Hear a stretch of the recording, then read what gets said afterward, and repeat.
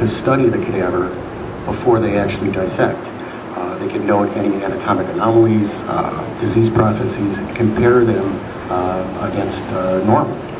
So that actually was a very good meeting today with the fuse people. We're also looking at doing prosection, which is a delicate and precise exposure of tissue, noting the architecture and relationship between various structures in the body and how they relate and how they function.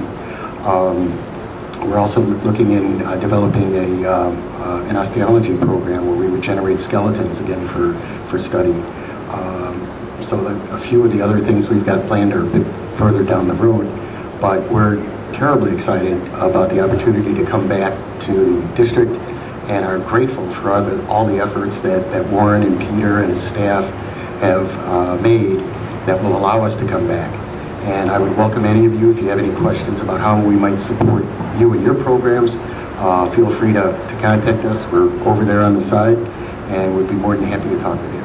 Thank you for listening.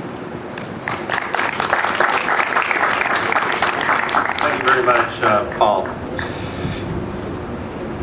There's a few other entities organizations that have that are exhibiting that I just want to recognize real quickly. And we have our friends from the Marriott just right across the street from our boundaries. So pleased to have you with us today. With the Chicago Children's Advocacy Center is with us.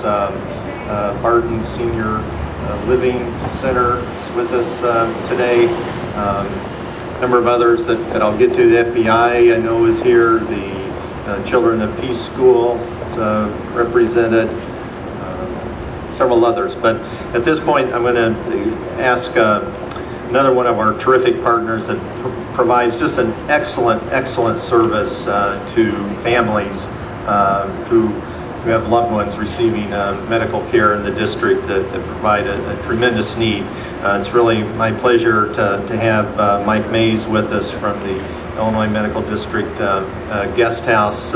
Mike has just really done a great job in growing the Guest House organization, and again, we're very grateful to have you as one of our partners, Mike. Warren, thank you very much.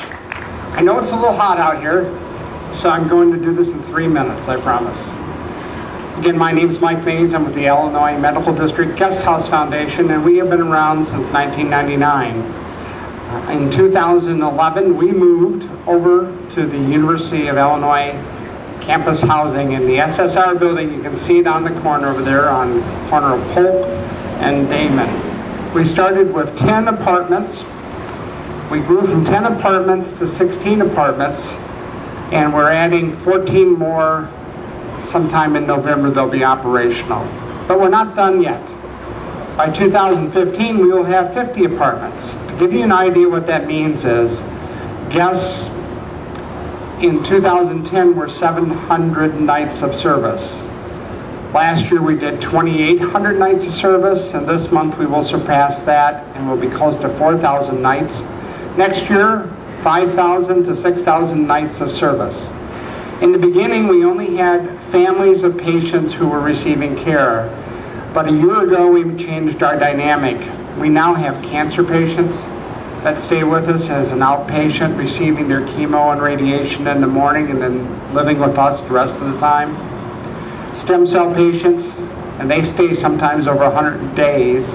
Our record is 178 days. Bill, who was a truck driver from Kankakee, successfully completed his stem cell replacement after 178 days and is coming back for our reunion. We have post-surgery, pre-surgery. We work with the burn units. We work with orthopedics. And we, best said, that we even have children that are in neonatal, but the families stay with us. So if you're at Rush, UIC, Stroger, they're all our partners, but we've also added Loyola, Northwestern, University of Chicago, and our most recent partner, the American Cancer Society. We will have, in our completion of our expansion, 12 rooms for cancer and 2 rooms for stem cell.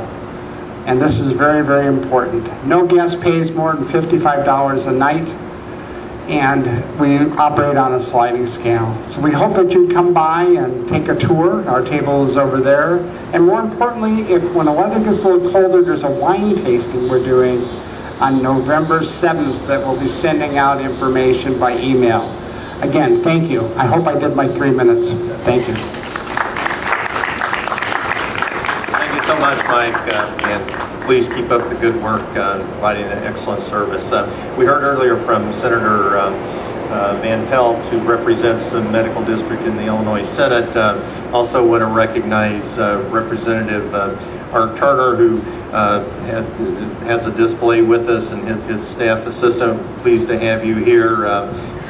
Representative Turner and Senator Van Pelt do a tremendous job for us down in Springfield. And if you've seen the video, you've seen Representative Turner helping promote the medical district. And I'm going to be sure I don't miss Easter Seals, Metropolitan Chicago. I know Julie referenced them earlier, but stop by and see some of the great work they do through their social enterprise and working with autistic youth as well at the school.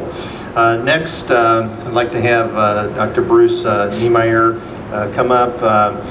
Bruce leads one of the learning exchanges that the state is funding to help provide, again, that whole educational curriculum pipeline, if you will, for education in the healthcare area, focusing on STEM learning initiatives. So, Bruce, we thank you for the work that you've done in leading the Health Science Learning Exchange, and look forward to learning more about it. Please.